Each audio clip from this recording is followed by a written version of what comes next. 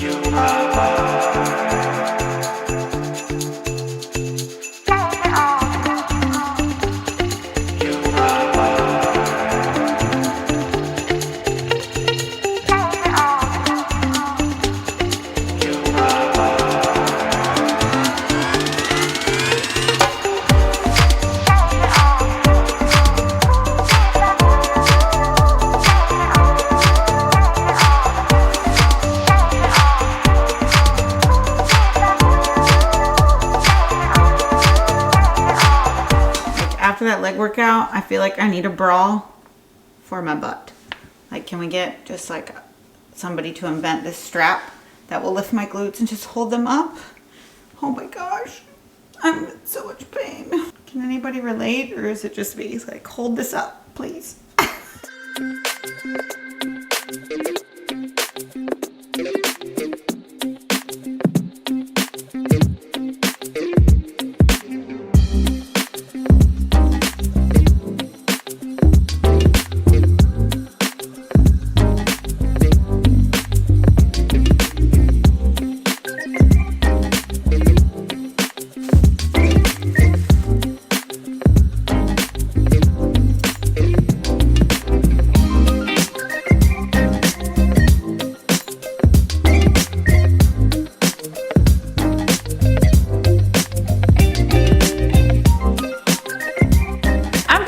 about you guys between this amazing full day of eating, between post-workout and I guess you could say meal number one or just the next meal.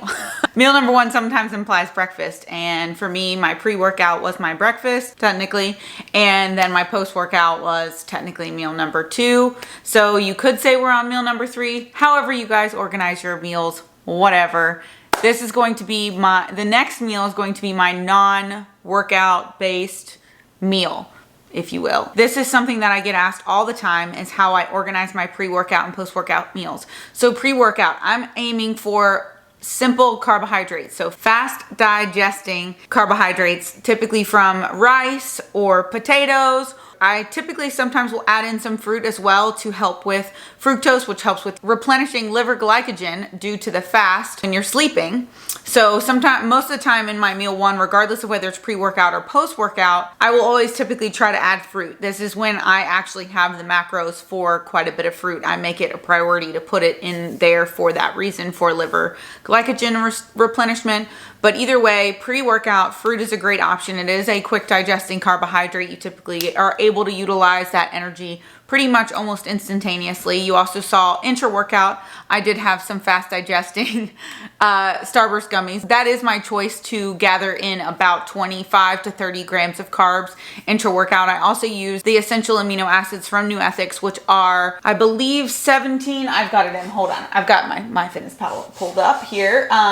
The essential aminos at 18 grams weight-wise, I'm actually getting 8 grams of carbohydrates in that product. So that is typically, like I said, I try to get between 20 and 30 grams of carbs intra-workout for me personally. Again, this is because I prefer the performance benefits from intra-workout carbohydrates rather than trying to fit 20 to 30 grams of carbs somewhere outside my training window. I truly value the benefit of performance I get from intra-workout carbohydrates and recovery aspects during my training as well. Back to what I was saying about fiber. My pre-workout meal was, total fiber was only 5 grams, and that was typically, the majority of it was coming from the raspberries that you saw. Again, fruit and vegetables are most of the time your really good sources of higher fiber, and raspberries are one of them. So raspberries did have a fiber intake, but then I really start pushing more fiber post-workout, where meals are going to be a little bit more spread apart, and I really want to stay satiated throughout those meal timings.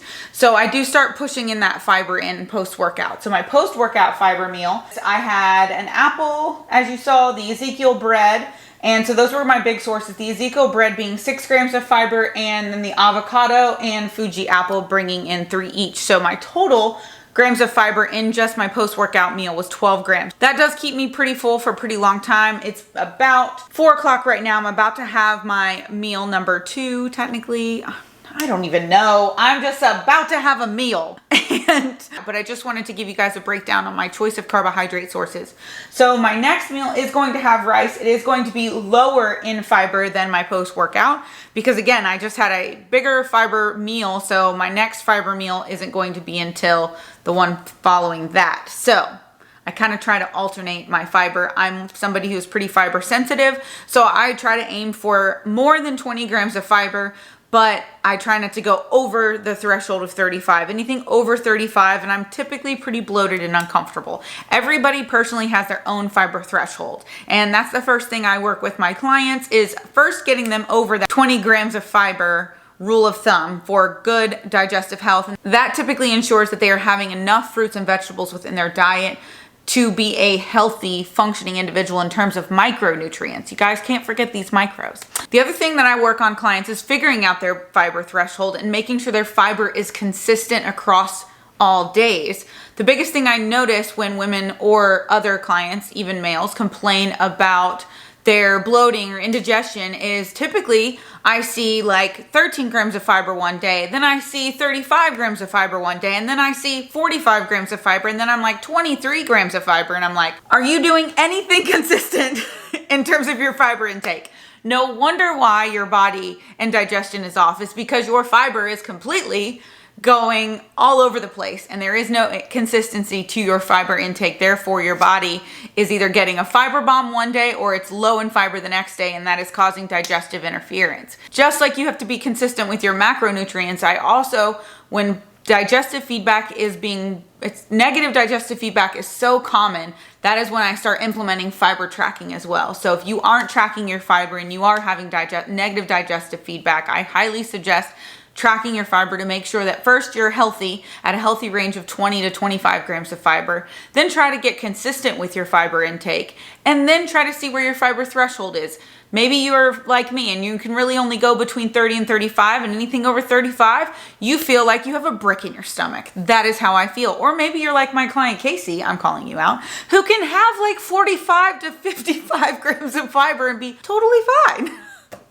And I would be doubled over in pain. So again, it's just a matter of figuring out where that space is for you, that you can figure out where you can get enough vitamins and minerals, get enough fresh vegetables and fruits into your diet, and also have a healthy digesting gut. So now I'm gonna go ahead and have my meal, let you guys see what that is.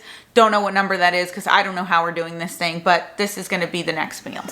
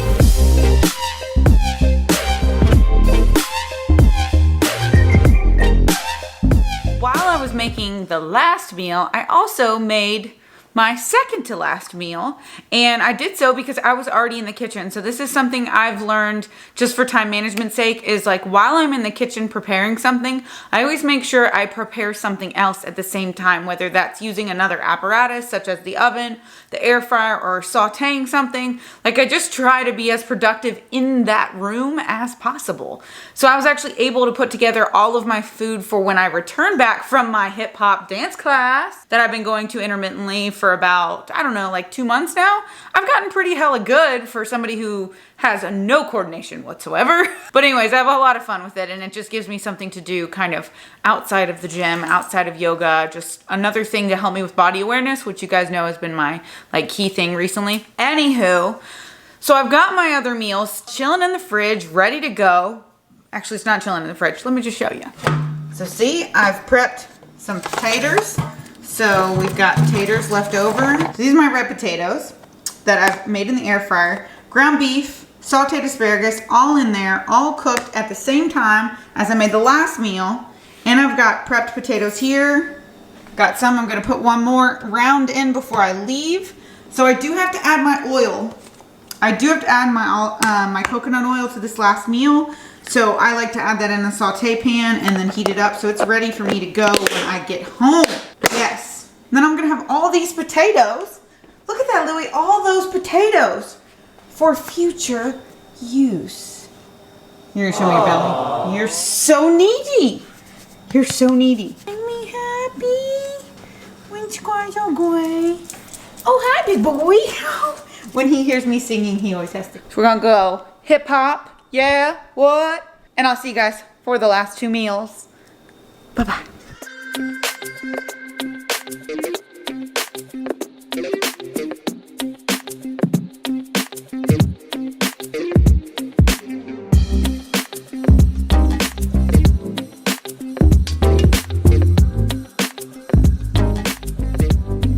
Well, guys, I'm gonna be pretty quiet because you've made it to the last meal.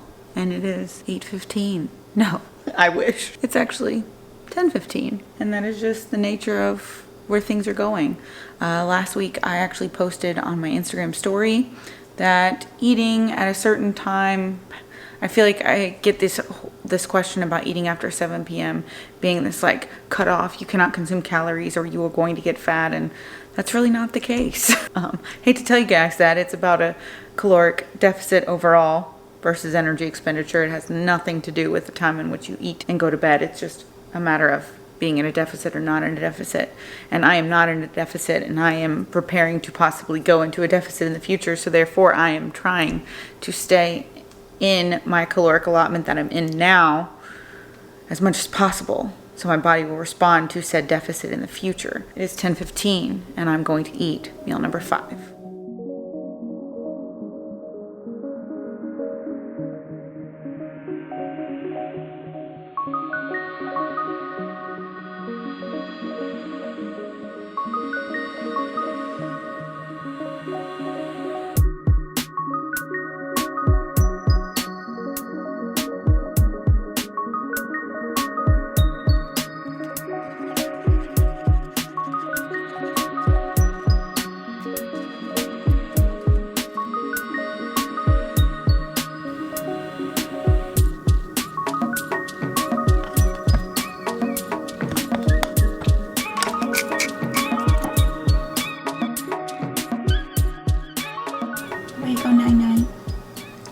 Let's go night-night. Let's go night-night. Come on, let's go night-night. So I'm in bed. He's in bed. But he's mad at me. That I'm... Mad? Huh? Who's mad? I don't go to bed mad. I never vlog this late at night because I don't do full days of eating, but every once a year. So I'm gonna conclude with my Pro-Yo bowl. You guys have seen this all over Instagram.